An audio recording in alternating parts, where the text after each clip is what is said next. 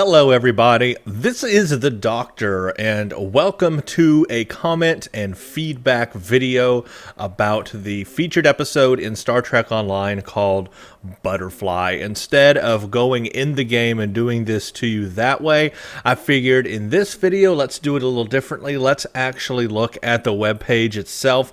I'll record that, and that way you can read along with the questions with me, and then I will comment on them so you'll know what I'm reading, where I'm coming from, and it won't just be a one-way audio conversation, but you can also watch along with me exactly what I'm reading.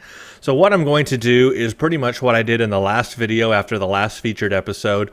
I'm going to read through the comments on the video here, Let's Play Star Trek Online Butterfly, that I put up. Thank you all for posting your comments and feedback in this video about Cryptic's new featured episode. I really appreciate all of the feedback and commentary that you provided. Very, very awesome. So what I'm going to do is go through it and read your responses and talk about it. So just a standard disclaimer here. Obviously, there are no right or wrong answers or opinions about, these missions. You may disagree with many of the things I'm about to say. That's okay. There is no right or wrong. Everybody's got their own opinion. Feel free to post yours and let us know what you think about it. I'm simply going to read your responses and talk about my opinions on the mission, the Iconian War, and all of that. So there you go. That is what we're going to do here. So the very first thing I want to say is Butterfly is the name of the mission. It's a little confusing. When you go inside the game, the actual mission is called Butterfly, but when they referred to it on their webpage, they actually called it the Butterfly Effect. So I think there's the left hand not knowing what the right hand is doing, because they call it the mission Butterfly Effect on the webpage, but it's Butterfly in game, so weird. Anyway, Butterfly Effect is a good description for the mission. The way I look at it is this mission is not a direct translation of what the butterfly effect is in time travel, but it's more of like an homage honoring the idea of a butterfly effect, their version on it. So that's the way I look at it. I know some people were saying Cryptic really needs to look up the definition of butterfly effect. This isn't that. Well, I don't think they meant it to be directly about the butterfly effect. I think they're just using that as a descriptor to kind of give you an idea of what this episode or this mission is kind of about. Just a little play on words there to be quirky and kind of show you how changing something in the timeline can change other things in the timeline, which is what we're doing basically by removing objects from history. You are changing the timeline, and this whole butterfly effect can occur. So I think that's the idea there behind the naming of the mission. All right, before I get to the actual questions, I do want to comment on one issue that I kind of had. By the way, I have played this mission a couple of more times now since the original playthrough, and I've read the dialogue again, and I have a little bit better understanding of it. However, there are some things that I do take issue with or have a question about myself. So before we even read the comments, my primary concern is this, okay? They destroyed the asteroid, or removed it from time, which did fix the Iconian problem. It delayed their interaction with the Iconians, so that worked. That saved Romulus. But then Romulus was taken over by the Borg, okay? But then they decide, okay, if we destroy this gateway, then the Borg cannot come to New Romulus. They destroy the gateway, and all of a sudden, Romulus is gone, destroyed, again, by the Hobus supernova. Well, that to me makes zero sense. And here's why it makes no sense. Because the destruction of the asteroid fixed their initial problem. It did work. It delayed their interaction with the Iconians. The Iconians were nowhere to be found. So that initial action did work. It just so happened that a consequence was the Borg took over Romulus, okay? Now, if they destroy just that single gate around Romulus, it would stop the Borg or delay the Borg from taking over Romulus. But it would not erase the initial removal of the asteroid in the first place. So my point is, removing that gate should not have affected their success with delaying contact with the Iconians. Removing that gate would not magically make the asteroid come back. That gate has no connection to the asteroid they removed in the first place. There's no connection there. So the removal of that gate should not have affected anything to do with the Iconians. It should not have made the Hobus supernova happen again. Absolutely, positively not. They are not connected. Now, if they remove that gate and that in turn removed the entire Borg gateway network, even that should not have affected the Iconians. Removing the entire gateway network of the Borg would not cause the asteroid to magically reappear. They removed it from history. It doesn't exist. They succeeded with delaying the Iconian arrival. So, removing the gate network of the Borg would not affect that at all. No connection. The Hobus supernova would still not have happened because that was an Iconian created event. But if the Iconians are not at play, that would not cause that, even if they removed all of the Borg gateways. So I have a problem understanding why when they removed that gate, and I think they just removed that one gate. I don't think they destroyed the entire gateway network. If they did that, that would have affected a whole lot more. For example, Voyager would have never got home because Voyager hit out in a sphere that traveled through the gateway network to head back to Earth. So Voyager would have never got home or would have been delayed like 20 years or whatever, 30 years in the future before they got home. So I don't think they did that. I think they just removed that one gateway around Romulus, but that would not have caused the asteroid to come back. That would not undo what they did in the first place, which they did actually succeed in pushing the Iconians back. So I have a problem with that whole setup because when that happened, when they removed the gate and all of a sudden Romulus was gone, the supernova, the Hobus supernova apparently happened. That to me makes no sense because because they already fixed that problem, and removing the gate would not affect the asteroid. It would not affect their initial temporal incursion or whatever. So what should have happened is Romulus should have gone back to normal at that point. The Borg should not have been there when they deleted the gate. The gate should be gone, and the Borg should not be there, and everything should be right. Now, if they wanted to go a different route, here's what I would suggest, or have suggested, that they do that. They just keep the Romulans there, but in the process, maybe Noi's wife and her race, maybe they do get deleted after all, and he loses his wife and that entire species, right? And then they find the temporal core and find that an incursion has been made. The Iconians have been pushed back. Romulus exists with Romulans, but Noi finds out, oh, I had a wife in this other timeline. There's an entire species of people that no longer exist. Now, wouldn't that be a strong character develop moment? Wouldn't that be something that is more powerful than anything, really? Because that would be a strong character moment. I would like to see that kind of change. Here's my prediction for the next mission or any other missions. There's going to have to be a reset button. I don't think Cryptic's got the balls, and yes, I'm going to put it that way. I don't think they've got what it takes to put us in an entirely different timeline by the end of this, to leave things radically changed and to change canon. Star Trek Online is canon with Star Trek Universe. CBS owns the rights, so they have to approve certain things in Star Trek Online. So things cannot happen if it's not canon and they don't want it to be canon. So believe it or not, Star Trek Online actually holds like some kind of canon with the actual universe, the Prime Universe. So I don't think Cryptic could go that route and radically change things. I would like to see that, but I don't think they can do it. So I think there's going to be some kind of big reset where we do get rid of the Iconians, but we're back in the original timeline. I think that's where they're going to have to leave us, because they don't have another option. Now, what I would like to see, what I want to see, is them to really, really, really change the timeline and leave us in a completely new Prime universe. Erase the effects of Romulus being destroyed. You know, the Iconians get pushed back 700 years.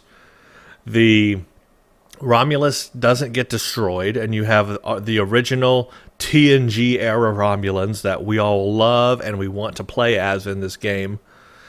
And at the same time, that means Spock would not have traveled into the past, Nero wouldn't have happened, and JJ Trek wouldn't have happened. And you know what that would mean?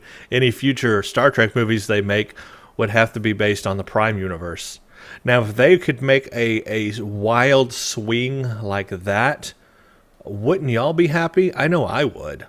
I did enjoy the JJ Trek movies, but I'm just saying, you know, what if they had that so you can have your cake and eat it too, is what I'm trying to say, or have your pie and eat it too, or whatever you like, because they could those movies would still exist and they'd still be out there for people to enjoy, but at the same time, they could totally turn around the entire universe, the Star Trek universe, change it back, and continue new movies based in the Prime universe. You know, it would be after Nemesis or whatever. Continue more movies based on the Prime universe. I would love to see a Voyager movie. I know the actors are getting older and stuff, but it would have been cool to have maybe a DS9 movie or maybe a Voyager movie or something like that. I would have liked to have seen that, you know. Anyway, those are some of my thoughts and ideas there. Okay, let's get on to the comments. I know that's what you're waiting for. So I'm going to read the names. Please forgive me if I say your name incorrectly. And I'm going to read the comments. Hopefully you guys left good comments. If you left a crappy comment or a nasty comment, I'm going to skip over it. So, Armin Servati says, honestly, Brent, I don't like how they are proceeding with the Iconian War, man. I mean, we've ruined the time. That's terrible. And we've done it twice. However, the story finally taught me that why we shouldn't change time.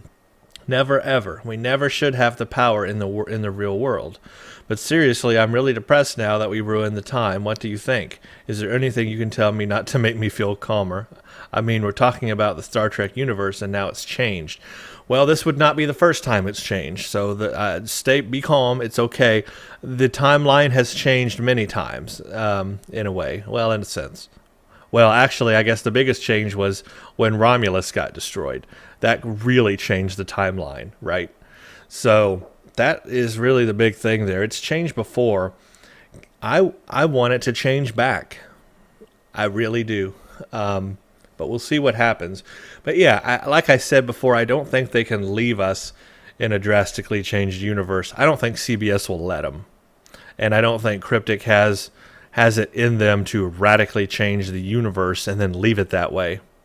It would be non-canon. If the game would have to like separate itself from the universe. You know what I mean? It'd be weird. Cliff says, I'm using the temporal console on my engineering tank. I have it upgraded to Mark 14 and it's working pretty nicely. The crit bonuses are a nice extra because I have usable aux power to make a difference, and the damage reduction to shields works well too. At first glance, the console seems science, but I like to think outside of the box. Good point. It does seem science, straight up when you look at the console, but obviously it can be used for anything. If you have a build that has like aux to battery to aux power or stuff like that, something where you really get the aux power up, which you can have in a tactical or an engineering character, obviously, that would be a benefit as well. Let's see. Strifey says, Star Trek's universe changes occasionally when time travel or temporal mechanics are involved. Still, I'm certain the game won't delete anything canon, so you probably won't have to worry. For example, we just have been introduced to the Tutarians, Clouda to be more specific, just so they can be erased or assimilated before our time to show us, the player, not the characters, since she won't remember her, or he won't remember her, that time travel or manipulation is dangerous. Nothing canon was hurt. We just lost a species we had encountered. That doesn't change our Star Trek experience much at all.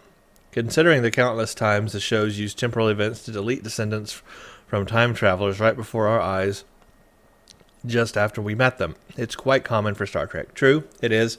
So we just met this species, Claudia, the Tutarians is what they're called. And yeah, we just met them, so really losing them is no big loss for us. But it does affect Noi. I guess it would affect the Krenim. And so if they left it like that and just left it like that, I think it would be okay because it doesn't really change our perspectives of Star Trek. But we don't know what else has changed in the universe. See, that's the thing. If that one thing is changed, imagine what other things could be changed we don't know about, right? Even on the database. I mean, it's not like the database contains all the knowledge in the universe. The database only knows what we know. It doesn't know other things in the galaxy or the universe that may be changed that we don't know. So see what I'm saying? So there could be so many things out there that we don't know that have changed. That's why this whole thing is a mess to me. But, John Black says, I couldn't agree with you more when you said Stowe needs a brand new graphics engine. Yeah, it definitely does. I mean, it's old, and typically, games get updated every few years. The problem with the engine really is this: it can't handle all the new powers they're throwing at it. You've got the intelligence powers, you've got the command. I'm talking like starship powers here. You've got started with intelligence powers, which are pretty taxing, and then they added command powers, which are pretty taxing, and then they added pilot powers, right? And they keep adding more and more stuff. Well, the system really can't handle all that. In fact, part of what they're doing right now with these patch updates, if you read through them, is they are releasing new patches that basically rewrite some of the code of the powers. They've actually had to rewrite the powers from scratch to redo the code so that they run more efficiently on the server side, not on the client side. It's not really our side, the client side, that's the problem. It's really the server side. They're having these powers are bogging down the server so much. The game engine, was never meant to take that much. So it's really something that can't handle it. It's just not built for the kinds of powers that they want us to have, which is a shame because I like the powers, but they need to overhaul the engine in order to take advantage of those powers they want to give us. It's bogging down. Everybody is familiar with all the lag in the STFs and everything, and that's been primarily because of command powers. There's a lot of threads on this, but there are specific command powers that were like killing the server performance, and it was causing huge lag in STFs. They're only just now fixing some of that stuff, but it just shows that the engine can't handle what they're throwing at it. They're throwing so much at it, and it's like clogging up a drain.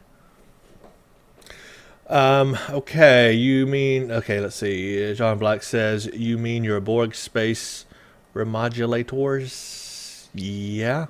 I know I didn't use them in this mission. I didn't feel that I did need them. Obviously, it would have helped, but the Borg in this mission were not STF level Borg. Plus, I wasn't playing with a team, so I didn't need to worry about, remodulating for the team or whatever. Tom Game says, if possible, is Cryptic planning to completely retcon the game's history? See, I don't think they can.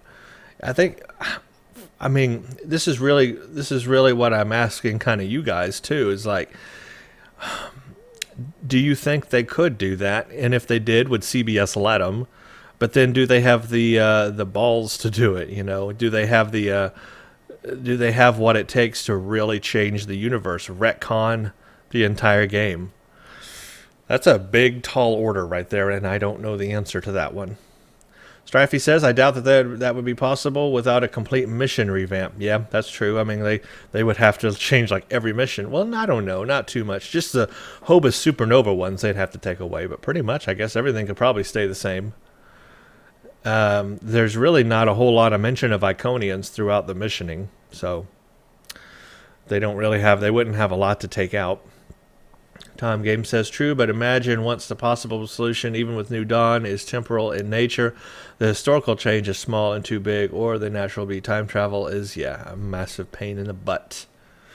Strifey says, of course, you could erase almost everything, but that isn't the solution we are looking for. The researchers want a solution with the slightest or the littlest changes possible, so I doubt Cryptic would be willing to rewrite Stowe history, well, apart from the mission revamps we already got. Right? When Saran says, we are on the same subject here, Star Trek JJ shouldn't be called Star Trek, it should be called Lens Flares. I'm of the mind that it should be called Star Trek.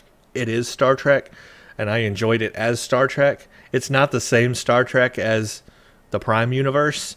It's a different universe, and that's the way I look at it. I had fun with it, but I do want more Prime Universe movies. Like I said, I would love to have seen a Voyager movie, or I know Voyager got back home, but I don't know. I want to see something in the Prime Universe, or maybe even focus on a different ship or a different crew. It doesn't have to be the Enterprise. It could be a Star Trek movie that takes place with another ship and another crew. Why not? It could be an epic thing. Maybe the origin story of the Borg. Why not do that? Why not do the Romulan War? The Earth Romulan War. Why not do something epic with Star Trek in movie land? That's what I want to see. Tom Game says, too true. I nearly went blind. Oh yeah, because of the lens flares. Yeah, he went overboard with the lens flares in the movie, but it is what it is. You can't really change that, I guess. Strifey says, I guess the bigger problem with it is that it's another universe altogether. It's not just another timeline. It's another world out there. And while I think the movies are quite enjoyable on their own, I don't really care much about the continuity because that isn't the Star Trek I grew up with. See, that I kind of agree with that. They're fun to watch as standalone movies, but as far as connecting with the Prime Universe, they're not. So it's not the Star Trek I grew up with either. I think the Prime Universe has still enough good stories to tell without having to explore alternate continuities. The Mirror Universe is one thing. The different quantum realities Worf has experienced is another thing. But JJ Trek just as a franchise reboot with different actors, aesthetics, and having the balls to justify all those changes because of a time travel story. Well, Nero and Spock might have ended up in the past, but it isn't the past of the Prime Universe, and it won't ever be. I guess not. But, yeah, I think there was more stories in the Prime Universe to explore as well. I would like to explore more of those stories. And the thing about time travel, though, and universes in Star Trek is that it is the multiverse. So all of these universes exist anyway. If you had the power, like I said before, to walk between universes, you could walk into the JJ universe, and that would be one universe in the Star Trek universe. You could walk into the Prime universe we know, and that's a universe. You could walk into what would have happened if Romulus wasn't destroyed, and that universe exists out there, the original universe. All these universes exist. So all you have to do is just really what perspective you're viewing it from, because they all exist in the same area. Place, whatever. They're all there. It's just whatever perspective you're viewing it from. See what I mean? Strifey says, first of all, I hope we don't delay the invasion. Otherwise, we might never get rid of the Iconians are behind everything trope. Well, I don't know. It just depends. Maybe, maybe not. Now to the episode in general. I think this was a rather nice episode. Much dialogue maybe, but it was a story well told with quite a few twists. I especially liked the part when we had to try out certain scenarios on the holodeck. I just had preferred that part to be a bit longer with a few twists, maybe happening in cutscenes thrown in, but overall that part was nice. Ooh, he's got a long response. And just imagine the processing power the station must have to simulate the known space from subatomic particles up to events concerning the entire quadrant for extended periods of time. I'm surprised that the holodeck didn't lag at all. But I knew something was about to go wrong when the scientists turned a blind eye to the Borg. Even the Q are concerned by them, although I wonder why. So when there were reports of increased activity, that should have raised concern. It wouldn't hurt to try to find out why the Borg were suddenly so active. We later found that it probably was something that they assimilated in the Delta Quadrant. It couldn't be the Tutarians yet, since they couldn't hide, so we have to speculate. See, here's my theory on this. Where are the Borg in all this? The Iconians are attacking the Federation, the Klingons, and the Romulans, right? And I guess some people in the Delta Quadrant. But where are the Borg during all this? Are the Iconians attacking the Borg? Are the Borg fighting back? Are they having battles? Because we haven't heard anything about the Borg during the Iconian War at all, which is weird, right? Maybe it was the device the Vodwar used to contact the Iconians. That, in their absence, must have been acquired by the hierarchy according to the simulation. But that wouldn't make much sense. The Borg are kind of similar to the Alachi. They abduct people and turn them into more of themselves, but apart from that, they are quite different and I guess way harder to control. Also, I guess the Borg might have access to portal technology then and wouldn't depend on their transwarp network. Also, how can an asteroid directed at the ruins that contain an artifact pointing to Iconia and preventing the Federation Romulans from learning about them influence the Borg on suddenly becoming more powerful and assimilating Romulus? Good point.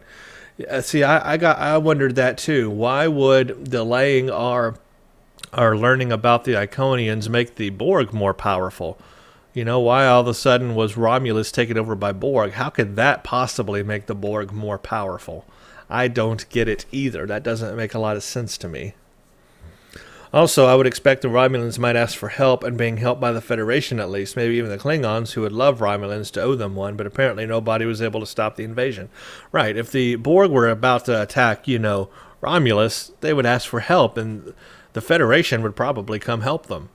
If the Klingons might not, but they might eventually, but the Federation surely would, so, yeah. Why are the Borg more powerful?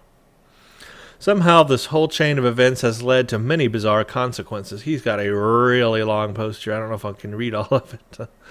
Somehow the whole chain of events has led to many bizarre consequences, and somehow cutting the Borg off of their transwarp network led to a sudden assimilation of the Tatarians and to Romulus's destruction again. Exactly, that makes no sense. Romulus existed before without gaining knowledge of the Iconians. Taurus and Hakif couldn't contact them and being manipulated in creating the Hobus supernova. Somehow this influenced the Borg to take Romulus, but by cutting off the Borg of Romulus, it suddenly destroyed it again. The Iconians are back and the Tutarians are assimilated, so Claudia may be still alive but might be a Borg drone now. I get the feeling we are missing several important pieces here. Exactly, it feels incomplete to me. It feels we're missing something. Missing a lot of somethings. Also, I wasn't especially worried about the Borg assimilating the Crinum tech. I guess they would most like the Chronoton weapons and the temporal shields, but I somehow can't see the Borg flying around altering their favorite prey to be more easy to assimilate. The Borg also already have temporal technology and seem to prefer time travel to time manipulation, which might be the result in the end anyways. I have to agree with Andrea Valentova below. We need a few Elorians on the project right now. Where is Guinan when you need her? This is a good point, and someone made it below, I'll read, but they need to add Elorians to the team here on the station because they would be able to detect these changes in the universe, the timeline changing, and be like, something doesn't seem right here. Something is wrong. You're not supposed to exist, or you are supposed to exist, or whatever.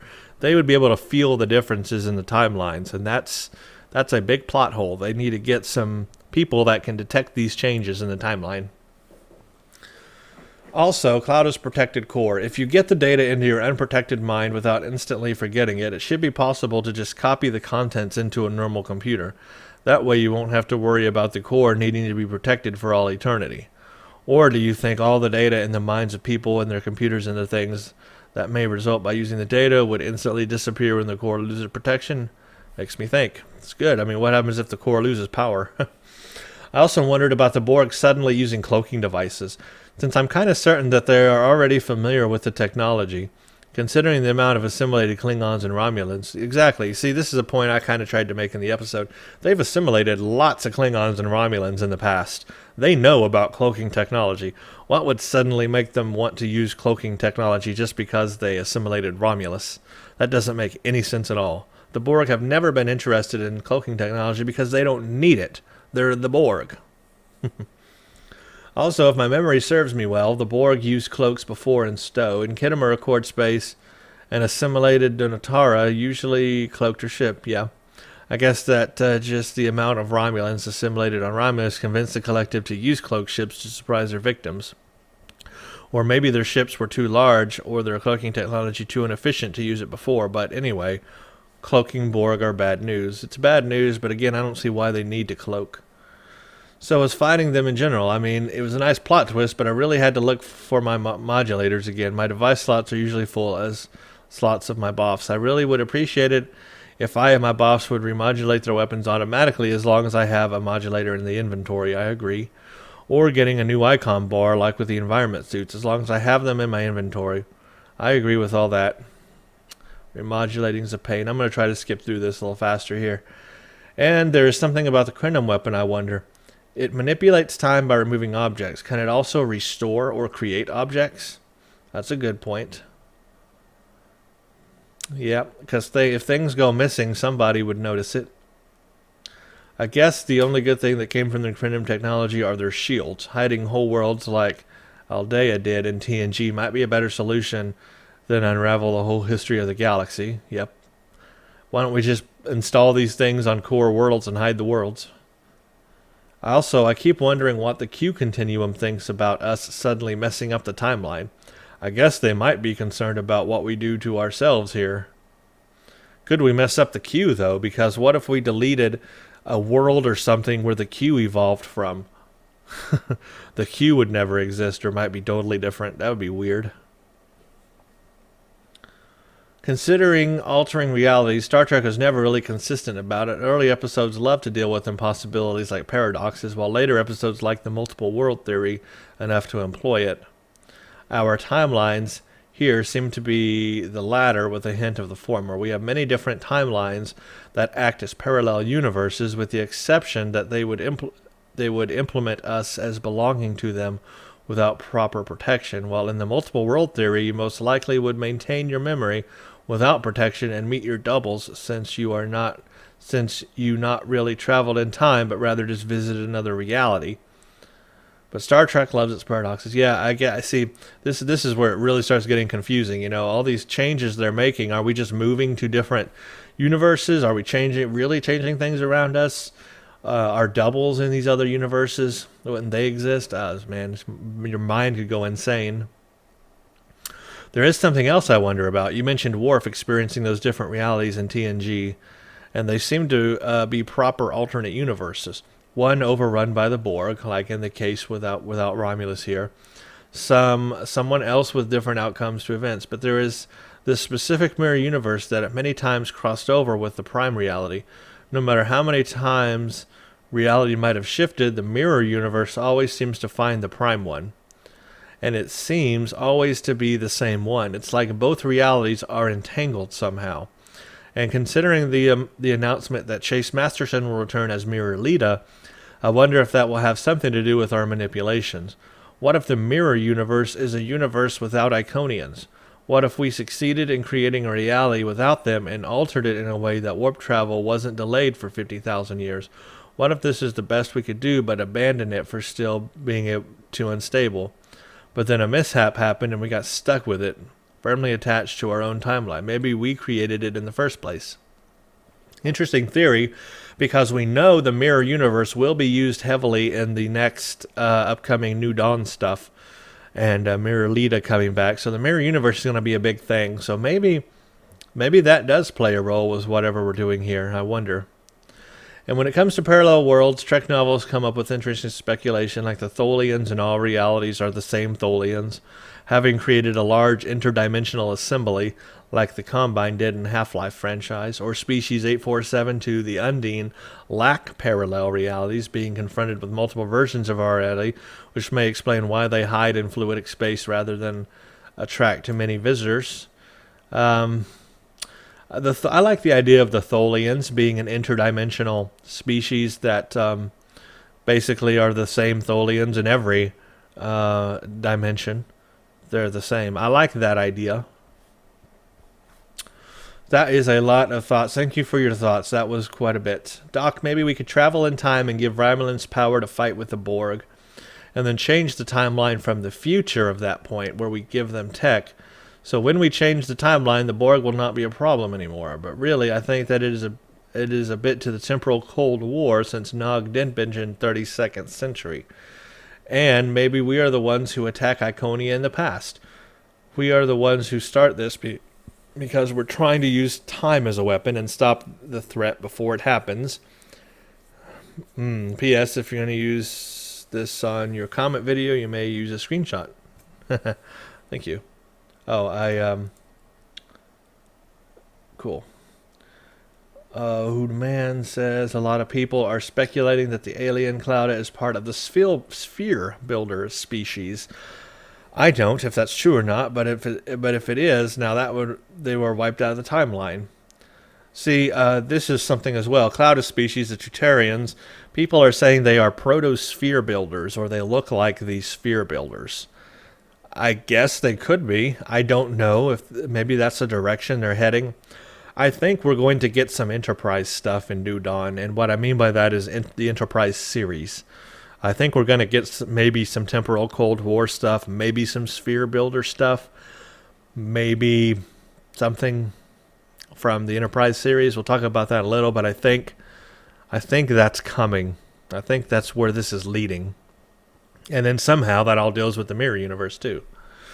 Here's my question. Why did we only consult the Romulans about making the temporal incursion? Also, how did we know it would affect them the most? Surely one Romulan warbird doesn't have complete records on both the Klingons and the Federation. The events of Hobus probably affected them too. My point is, Nog should not have authorized the use of the Krenim weapon without consulting all the major powers, not just Jarok. I didn't even see a Klingon representative there. Good point. Why did we need to go fire the weapon right now? It's like, okay, this scenario looks good in the holodeck. Let's go fire the weapon. I mean, come on. You need more testing than that. You got to run the simulation several times. You've got to bring in the Romulans, the Klingons, all the other species that are involved in this. And you got to sit them on a table and have them watch you run the holodeck simulation. And then they all talk and scream at each other, and then they approve, like give a yes or no vote. Yes, let's do it. No, let's not. And then if the vote is yes, a majority, then you go off and fire the weapon. Where is all that? They wouldn't just, go to one Romulan and say, okay, this looks good. Y'all want to do it? Sure. Okay, let's go fire this thing off. No, it doesn't work like that. Also, how did deleting the Borg gateway remove Romulus? Exactly. How did removing the Borg gateway remove Romulus, or cause the supernova to happen again? It wouldn't. My guess would be that Taurus found out about the Iconian gateway found in the Gamma Quadrant, but because the Borg invaded, she was assimilated before she could destroy the Hobus star. Once the gateway was deleted and the Borg were removed, that event happened anyways. I don't know, though. It's a very shoddy guess. Yeah, it makes no sense, is what it is. Yeah, the agreement to use the weapon felt a bit rushed, especially since all of them ignored the increasing Borg activities, which should have concerned them way more than it did. Right. They just kind of ignored the Borg like it wasn't ever going to be a problem. You know that it is not exactly true. He didn't say that they were died or anything, just that they failed. Maybe they are and were the cause of them. Maybe they know what we did and are upset. If that's the case, we are in for a world of hurt. All Noy said was that they failed to protect themselves, so they are probably assimilated in the current timeline. I'm curious how that will be resolved. I believe he said they were gone or lost. Me too, I'm wondering what that means. Yeah, I don't know. I understand this mission. It seems that only after the time weapon fails at the job that they think other plans. I like Sim Gamma, but they should have gotten all the details about delaying the Iconians by redoing the sim, not just on a Romulan ship, but also on a Fed, a Klingon, a Dominion, and a Delta ship to get good details on all four quadrants before doing it. The idea of mistletoe, what? So that they'd know how to get the best result with the time weapon. I'm still not really big on the idea of erasing things from time. Just move things around instead if you're going to mess with time. A thought occurred to me that why didn't they do a sim from the Iconians' view with the whole reading time? Get all the details of their tech and ways to counter them. I'm also wondering if they'll bring something like the Viridian Cannon from the Terra Prime eps of Enterprise. Might be saving it for when they bring out the Typhoon and Jupiter-class ships. Yeah, they should have tried more sims. I agree with that. Researcher Adrana is from Sphere of Influence. She asks the player to find the correct variant coefficients needed for the gate reactivation. Okay, I remember her now. The in-game voice volume for the other characters was low. Your voice volume was okay. The in-game, okay. Also, I liked this episode. seeing 4 incursion scenarios, sort of like what the Romulan intelligence officer Gaius Salon does. Another note, it reminded me of what Trance did on Andromeda. P.S. You could also enter the holodeck in the Mission Broken Circle. It's funny you brought up the sphere builders early in this video. Look at Clouda again. Recall what we did to her species, and then do what I did. Think of red herrings and still worry. Imagine no JJ. Woohoo, party, shakes body. I was thinking about that. They should have went back in Earth's past and fired the weapon at JJ Abrams. Could you imagine a giant Anarax ship coming through our atmosphere, aiming at J.J. Abrams, and then firing it just at him? Some alien would have to be really upset to do just that. That would be hilarious, though. I mean, hilarious. No J.J., no lens flares. Yay, told Nog for firing Anarax that at J.J. while bathing. Okay. That's exactly how the Romulan tutorial plays out. In both cases, agents for the Alachi attack a rural farming colony that has a minimal strategic importance and abduct almost all the colonists. I'm somewhat surprised you didn't mention that. Well, now I did. What was that, 4042? She took captives to an unknown location, so the Iconian... Yeah. Well, I guess my point was there that how would that still have... I mean, the Iconians could have done that anyway. If the Alachi didn't, let's say the Alachi didn't exist or whatever, or the Iconians never made contact with the Alachi, the Iconians could still have sought out another species that would have replaced the Alachi. There's probably other species we don't know about out there who are very powerful and that could help the Iconians. So they could have still become powerful even without the Alachi. Adrana is the woman that helped design the gateway into the Solanae Dyson sphere.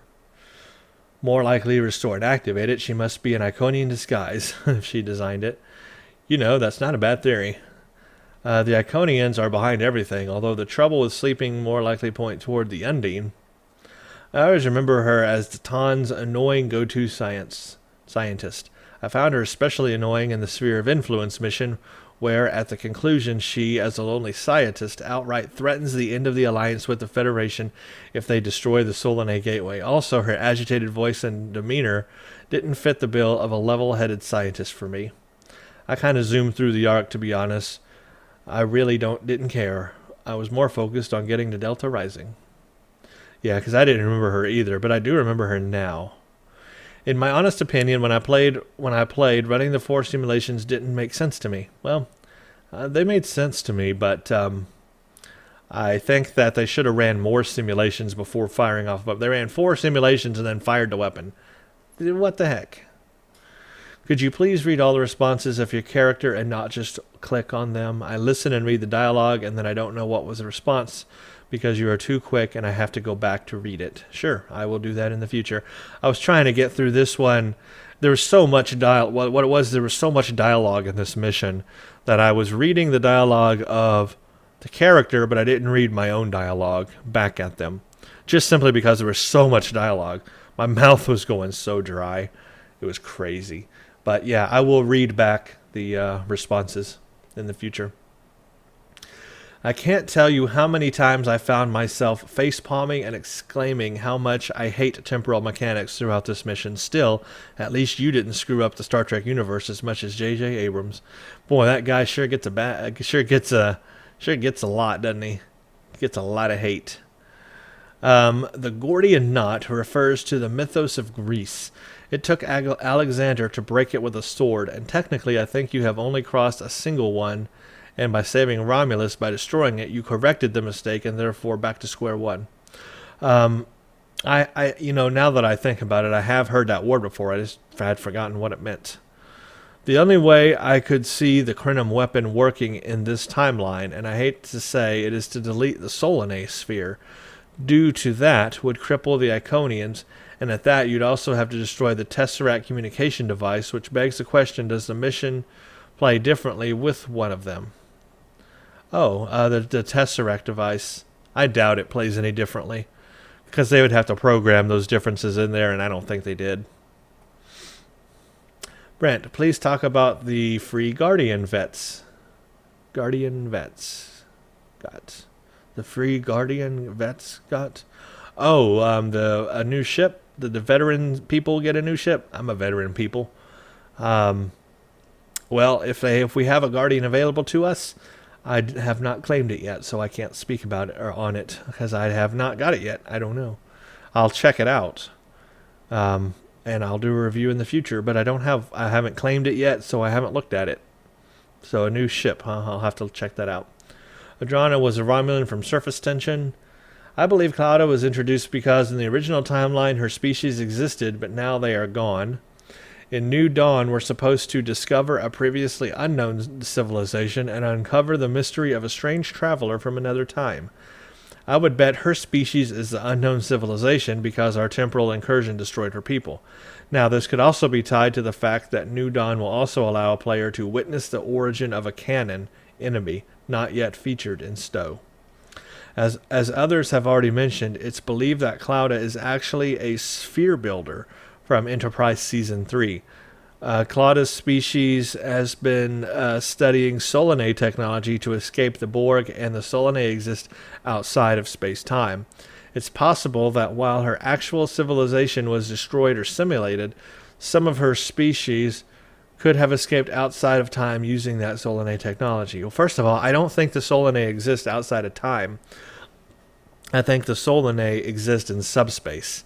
Remember, in the TNG episode where we are introduced to the Solanae, they say that when they find the signal of where Riker is, he is in a deep pocket of subspace. It's one of the channels they don't usually scan for, but he's way down there in some deep pocket of subspace. So I don't think so. So the Solanae don't exist outside of time, or else they would never have been able to find Riker and get him back. Instead, they do exist in subspace, like the Alachi. Now, the difference with their subspace environment is it's Tetryon-based. That's what makes them unique. They live in a Tetryon-based subspace environment. That means we cannot survive in their space. They create a pocket of Earth space inside their space for us to live in when they're working on us. But otherwise, we cannot live in their environment. So I think that the Solanae are in subspace, not out of time. The problem is that the Solanae were damaged in an accident and they can no longer exist in our realm. We even stopped them from attempting to terraform a section of our space so they could live here. This is exactly what the sphere builders were attempting to do in Enterprise. So it's possible those sphere builders who escaped destruction by the Borg are now trapped in another realm, just as the Solanae are. Maybe another realm, but not out of time. Maybe in another subspace pocket. So we're witnessing the birth of a canon enemy because it's actually our fault they exist that way. Remember, the Solanae tried to create a pocket of their universe and ours in that TNG episode. That's that thing that was being created on the Enterprise, and then it escaped like a probe out into space. They were trying to create a pocket of Tetryon space on Enterprise. The Solanae are sphere builders too. They created the Dyson spheres, which is just a side note. I never saw Enterprise. Anyway, nice reasoning, and any species connected to a servitor race of Iconians is suspect. Who knows how long the Solanae has been working for the Iconians, not to mention they have influenced events involving Claudia's race. Well, first of all, the sphere builders and Dyson spheres are way two different things. Way different things.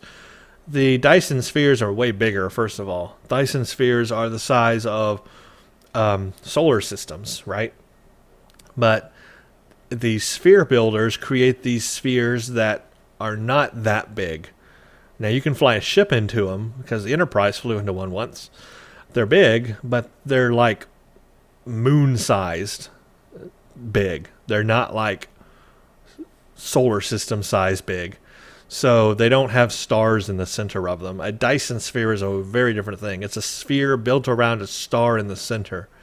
And the sphere builders built their spheres to manipulate and change space. They're basically like big subspace magnets that like change space. That's how I look at them. So two very different things. Well, technically the Solanae did build giant Dyson spheres, but sphere builder is a term given to a specific species from Enterprise. Their true name was never given, so they're called sphere builders. Yep.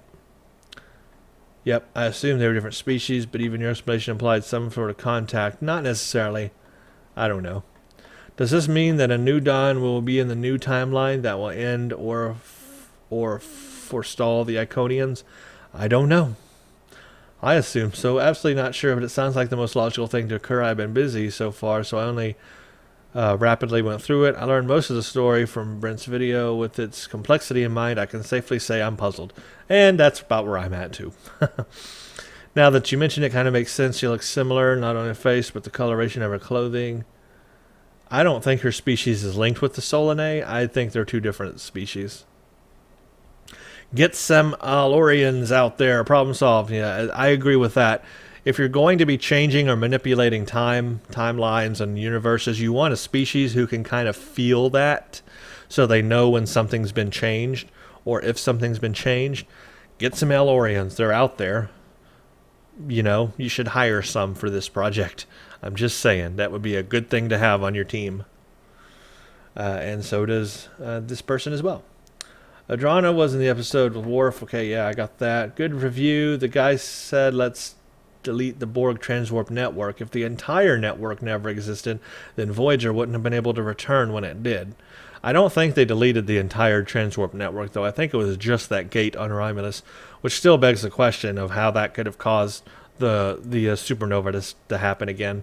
Just don't make sense. I always thought the Krenim were morons. There was no way you could accurately alter time to yield your specific desire unless your aim was to simply destroy your vision of the universe. The reason is that you couldn't possibly account for every single extraneous variable throughout the galaxy or universe. They are trying to alter time to mitigate the Iconian threat, which we know the Iconians go back hundreds of thousands of years. To change one little thing going back that far would have devastating effects, hence the butterfly effect. Remember, in A Sound of Thunder, the guy just stepped on a butterfly in the past, and it altered society and the timeline the characters were from. Imagine what would happen if they wiped out 1 billion butterflies. Considering how heavily influenced every race in the galaxy is by other races, you can imagine that slightly altering any of them could ruin the entire timeline, not to mention the ethical implications of willingly destroying entire races. The Alliance are mass murderers. They are no better than the Iconians at this point. I agree. Why are we... This is not the method to defeat the Iconians. It really isn't. Just discovering that the temporal disentanglement console is akin to a field generator, but with the crit chance and damage improvement along with boosting your auxiliary power. Now that's a console anybody would surely want. They would be far off just deleting the Iconian Dyson spheres in current time point or making beam weapons to delete their ships in battle.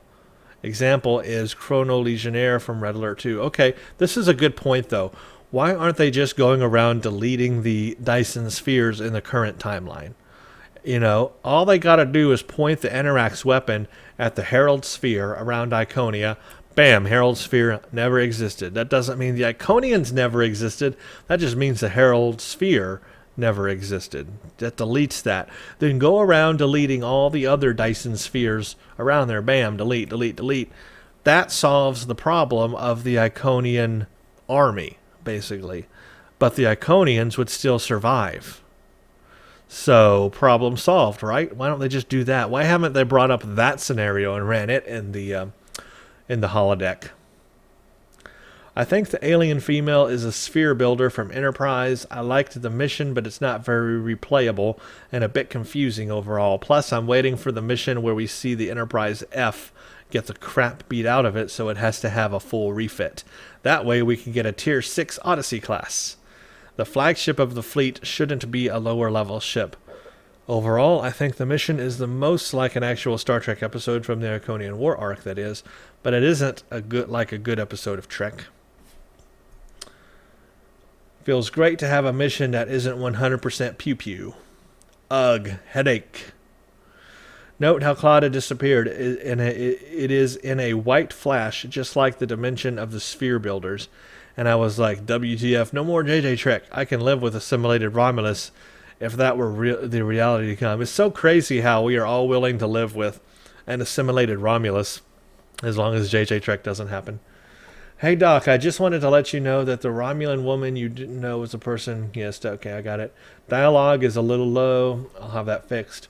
Wouldn't it be great if we could play as Borg characters with good stories? Yeah, it'd be kind of op though. It'd almost be like playing as the Q, right? There were hints in this episode's Borg section that the Borg got improved strength in the Delta Quadrant. Well, they originate there, but remember the holodeck variant where the hierarchy was teaming up with the Iconians? Iconians are used to send Alachi, Hakiv, Tars, or anything else in their place. I just believe that the end of Butterfly shows the results of Iconians being aligned with the Borg. That could be one explanation. Removing some of our knowledge of Iconia does nothing to erase Iconia hatred of everybody else. That was a mistake in this episode. The Iconians being allied with the Borg. Maybe, but I didn't think the Iconians were part of that universe anymore. We've delayed their interaction with anybody. The Borg are quite similar to the Alachi in that they take people to increase their numbers, but apart from that, I think the Borg are way more difficult to control. I don't think bluegills work on Borg. If they would find them worthy, they could probably assimilate a bluegill, but yeah, I don't think the bluegills would affect the Borg either. Also, the Borg might rather try to assimilate Iconians than to ally with them. Yeah, the Borg would probably want to assimilate them. Also, I guess if this was the case, they might not have been that dependent on the transwarp gate. Still an interesting idea. What have they assimilated in the Delta Quadrant to boost them? Exactly. See, we're missing some information here. As the Iconians are currently energy beings, I don't see a scientifically reasonable way of being assimilated by Borgs. Remember, the Borgs had some problems with the Undine, and that race was physical too. Yes, but that was because of their aggressive immune system that actively attacked everything that entered their bodies. Seven mentioned once in a galactic cluster of non-corporeal beings, the Borg managed to assimilate something there, so I guess energy might not be a problem. I guess the Borg nanoprobes could just attach to the physical features of the Iconians and reconfigure themselves to tap into the non-physical parts of their physiology as well. Borg even assimilated a planet in Stosum, assimilating non-living structures, basically converting them into typical Borg components. So I would think it might be unlikely Borg nanoprobes are the stuff of nightmares and surprisingly great surgical tools if the EMH Voyager has anything to say in that. Do you think the resemblance of clouded species to the sphere builders is not a coincidence? I guess it's not, because as I said, I think we're getting Enterprise stuff in New Dawn. That's what I'm hearing. So I'm guessing it's not a coincidence. The sound was great after you fixed it. I thought I talked to you in game. I was Roxius. Everything is Tetrion based, so if you don't have Tetrion build chip, only good is that first console and maybe warp core. You can get the fleet tier 6 version of the ship for one fleet module. You will keep mastery unlocked, don't worry. Okay. I like the mission in that it showed one important thing. There are no easy ways to end a war, and the Alliance has just learned that lesson hard. Maybe, just maybe, if the Federation had stayed on a war footing from TOS, to prevent, they might have had even more advanced combat tech to use against the Iconians. But with peace with the Klingons in the early 24th century, they dropped the ball and forgot the galaxy was and is a very dangerous place. The Dominion and the Borg reminded them of that, but several decades of non-war footing had already taken its hold. From the end of the Dominion War until 2410, the Federation had been playing catch-up, as to speak, with what they could have done if they had just stayed the course. In many ways, the other powers fell into the same bad habit, even the Klingons. But you can't constantly be at war. You don't want to constantly be at war. I'm really curious about what happened with Voyager, because near the end of the mission, they removed the Borg transwarp network from the time stream. But in the series, Voyager did return to the Alpha Quadrant using the Borg transwarp network. So what happened with them? Well, I don't think they did remove the entire Borg transwarp network. They couldn't do that by just deleting one gate around Romulus. You would need, in order to delete the entire network, they would have to go to one of those stars or one of those hubs that Voyager found and delete that hub. And even then, it would only delete that hub. It wouldn't delete the entire network. There would be other hubs still. Remember how they work? There's those hubs and those like white stars, and they allow you conduits to other places and stuff. Well, there's several of them in the galaxy that Seven mentioned. So that would only delete that hub. So I don't think they deleted the entire network gateway. I think they just deleted that one gate around Romulus, which still doesn't explain why all of a sudden the supernova happened and Romulus was destroyed. As far as I understand, the Borg are still more powerful. You deleted the gateway, but not the tech they discovered. Or was the tech after the gate was built? I don't know. I just made a thought they want to retcon a plot device. Okay. I really enjoyed playing the episode when it came out, though what happened still has me thinking about a lot of things, but I'm even more scared of the time ship. I think the reason for all the dialogue at the beginning to tell us this is really serious and dangerous if we really mess this up, which we somewhat did by accident. I do think delaying the Iconians is somewhat of a good idea, but it needed better planning. I really hope we don't have cloaking Borg. That's going to be a pain if we do.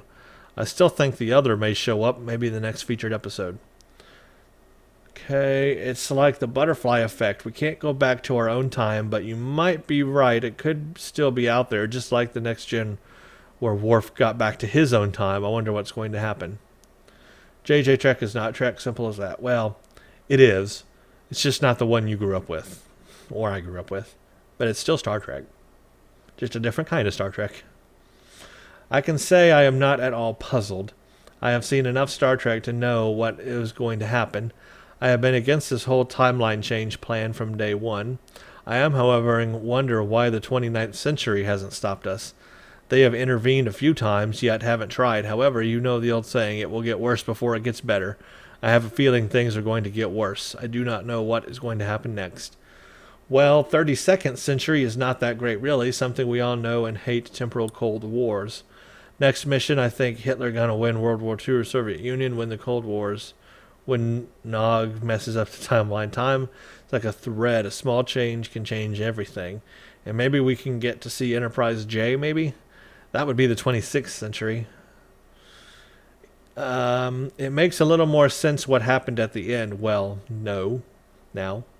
I liked how they were integrated into the timeline and they don't know what happened, but they still have the data. Lol. Looks like a limit on the length of comments has been imposed. No limits. Unless Google made a limit. This is going to come down to someone doing direct time travel. The prophet said he saved them before, he shall save them again. And Nog just alluded to something involving direct time travel. It was great. Okay, that's good. My first question is, will the Temporal Intelligence Agency notice the changes in the timeline? I also feel sad for the Critum scientist who lost his wife. But my biggest question is, who is actually going to help us win the war? Because as I see it, we have some hard decisions to make in order to stop the Critum. Yeah, I think the Critum are going to run away with this device. I don't trust the Critum at all. That's what I said, husband, when I played it. Yeah, all of a sudden she's just introduced as his wife, and she's the husband, and that just came out of thin air. That was just like, bam, down your throat. Did not see that coming. Are the Borg Dutch? Actually, they sound Swedish. Haha, you know where that joke's from. What changed it? What changed is you are in a mirror universe now. Well, I don't think it's the mirror universe we have come to know. It's a different parallel, if you want to call it. It's just a different universe. You don't even need a modifier before that word universe. It's just simply a different universe. The mirror universe is just a different universe. It's just one that we come in contact with a lot. And someone mentioned that maybe there's a reason for that, which I kind of like the idea that there's a reason for that. Like our two universes are intertwined somehow, that they're just so easy to step between. Awesome mission. I wish they had only done the one incursion.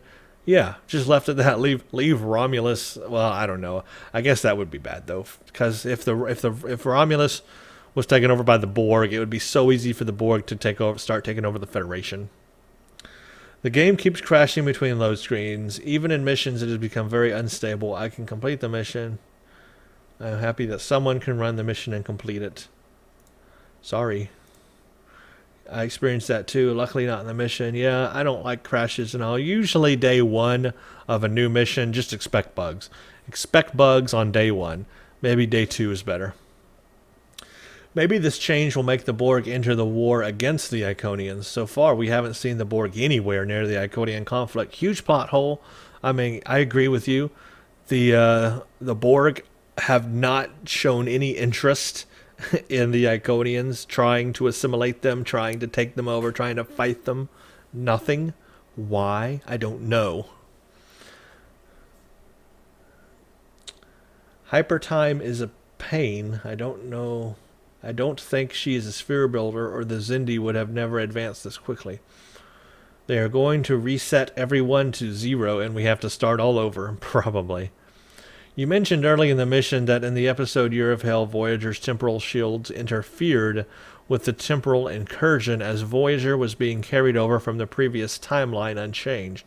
While not directly referred to in this episode, it was implied that a similar thing was happening with the weapon's ship shields, which was the reason its original timeline was never completely restored.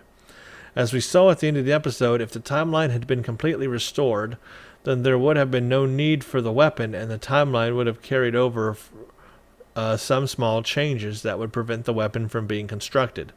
I think a similar scenario may have happened here, since the weapon was integrated into the timeline where the Tutarians never existed, including Clara, who may have had an effect of when the weapon was completed and used. Other than that, all the weapon would have done would have been erased, restoring the timeline to its earlier state, just without the Tutarians. It's still unknown to the characters in this game that Voyager was originally what caused the weapon to fail, and now we have yet another incident of the same nature. Could this be what happens every time the weapon is used? Continuing on that thought, if the weapon were used on the Iconians, when the problem would be resolved and there would be no need for the weapon, and therefore the weapon would never have existed, resetting everything to square A and nothing will have changed. Mind blown. So basically, no matter what you do, you always reset back to square A and nothing changes, because that's what would happen. I mean, sure, it's a possibility, I guess. My comment about the temporal shield was basically this. Remember that Anarax's ship was not just temporally shielded, but it was outside of the space-time continuum. That made it impervious to weapon fire. That means, shouldn't that ship have been impervious to the Borg attacks? Big plot hole. Incoming. Think about this, guys.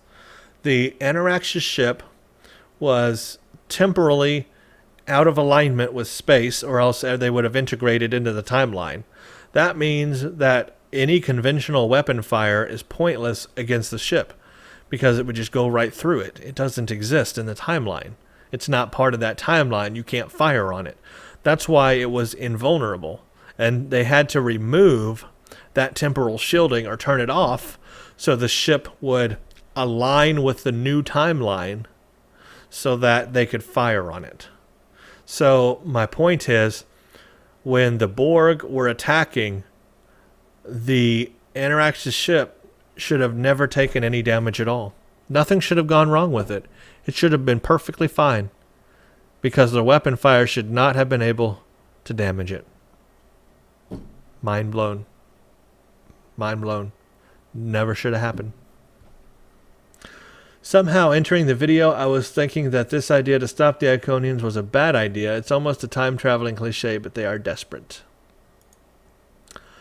I kind of feel bad for the Gamma leader. I don't know, the guy with his wife may have been a butthole, but his wife was a good redeeming quality to him. Luckily, he won't miss her since he never met her in the first place. And he's about to find out all about her, too. He's got a good heart in there somewhere. Romulus returns. Bring back the homeworld. I think the Borg invasion was a bit contrived before Romulus was destroyed. The Borg was weakened several by Admiral Janeway going back in time to infect the Queen in the final season of Voyager episode Endgame. The Iconians were still working from the shadows, though. The episode needs to be edited a little more for the continuity to be plausible. I didn't really care for Claudia as a character. She could have been another Krenim who died because of the Vaadwaur invasion, who would make him be a tragic character and use a weapon to bring her back instead, which mirrors the Year of Hell trilogy. But now what's left to do? We barely have a fleet left. Okay, I am the only one who thinks that this mission is seriously flawed. I mean, the Broken Circle was also filled with illogical storylines, as we discussed fiercely the last few weeks. But this one has some serious issues too. Firstly, what's up with rushing into changing time after 5 minutes in a holodeck simulation? I know they ran a lot of calculations beforehand, but I just don't follow the reasoning that such a short simulation will convince everyone that this is the way to go. It just felt like an excuse to me from the devs so they could do a story on the problems with time manipulation. I really didn't get that. It didn't feel right to me to rush into the scenario. Furthermore, the team proceeds to act rashly again by altering the timeline in the middle of a Borg combat. Okay, I get that they felt they had to do something, but was this really the best solution they could come up with? They wiped out an entire civilization at billions of lives. So why couldn't they just retreat from the Romulan homeworld and come back later if they really felt they needed to change things back again? Because the Iconians were already pushed back. What they could have done is they could have gotten away from Romulus and then scan the situation, see how bad the Borg threat is, see if there's any way of pushing the Borg back in this new timeline before they decide to change the timeline again. Why didn't they try that? So I guess it will all come down to the mysterious other. Probably. What is that called? A Deus Ex Machina? Or a Deus Ex Machina? Where they something comes and just solves the problem like that. Ex Machina. My favorite episode in the Iconian War so far. It's all going to set up Season 11 New Dawn. I'm hoping they really mean New Dawn for Romulus as a result that Hobus never happened. We will have 2 Romulan factions. So maybe Cryptic finally listened to us of having the real Romulans as a playable faction, not only the Republic. And with resetting everything from the beginning on Stowe and going back to the roots of Star Trek, exploring, this could be a nice way of rebooting the game and implement new and old factions into the game in the future without having this screwed up Romulus goes boom and Iconians invade storyline. Who knows? Don't let us down, Cryptic. That's what everybody wants. That is the thing that we all want to happen. I don't think it's going to, though. But I know we all want it to happen. That would be the right thing to happen, the correct thing, the bold thing to do. This I felt like most Trek episodes since of the time Sphere of Influence. Not that others were Trekky, but still I felt like Trek. Now it was a little hard to follow because of all the big stuff they put out there about making temporal incursions and whatnot. This is what I was worried about from the beginning, about erasing things from the timeline. Just because you remove something in the hopes of making it better doesn't mean it'll be that. It could end up being worse. As we just saw, removing what destroyed Romulus and also Remus might have saved the planet, but in doing so Romulus became assimilated, an even worse fate. I still feel they need to have other options, and it comes down to what I've been thinking about for a while. We need to have the Cardassians, the Borg, the Xindi, the Breen, the Dominion, and all the species in the Delta Quadrant involved. I mean, it is obvious that the Heralds are in the Delta Quadrant, since Nog and the player found the Crinum. Why haven't we heard about them and others? Something tells me that there is more going on here than meets the eye. After all, New Dawn showed they were on Earth's doorstep. Maybe they then reject the idea, seeing it so too risky. So exposition heavy. Yes, this was.